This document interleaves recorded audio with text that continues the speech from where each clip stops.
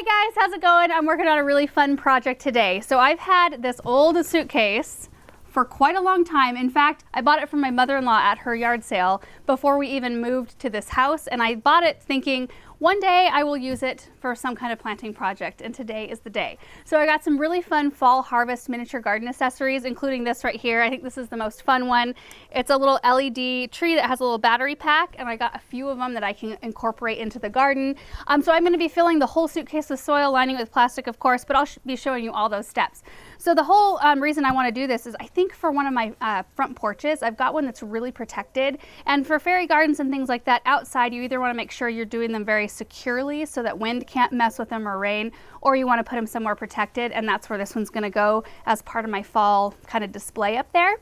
So the only way I can put this garden together, because this lid has to be all the way open, I can't see it from behind. I'm going to have to stand up front, and I'll be in and out of the camera kind of putting it together. So we're going to speed this whole part up. You'll see it all come together, and then we'll go over everything in the end.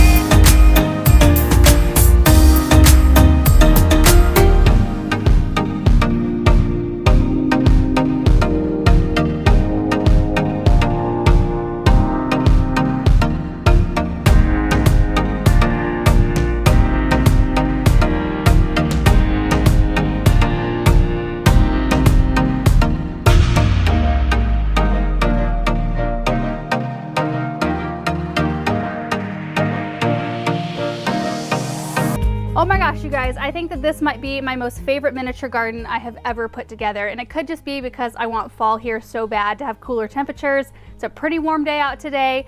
So looking at this just kind of makes me feel like it's gonna be here soon. Let me turn on all the trees because that's kind of the finishing touch.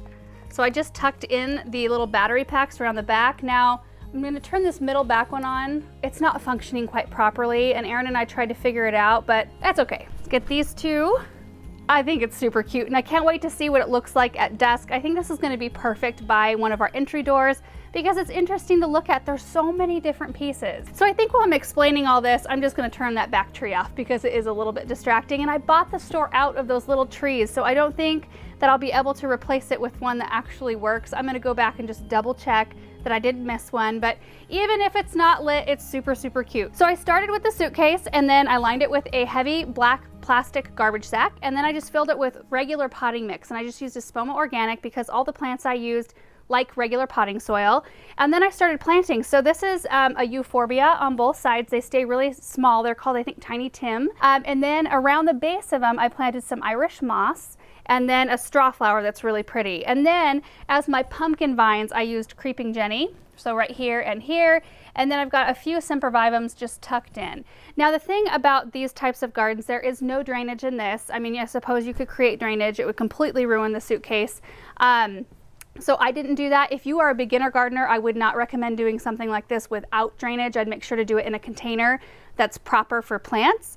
But when I water, I go in with either a syringe, like for these plants right here, I'll water with a syringe so I can direct the water right to the root ball. And I only give them just a little bit because, you know, there's nowhere for the water to go. But typically I have pretty good luck with that. So after I was done with all the plants, what did I do next? I think I did the little roadway here, and I just mixed up a little bit of Shapecrete and used some photo paper because it's shiny and slick on one side.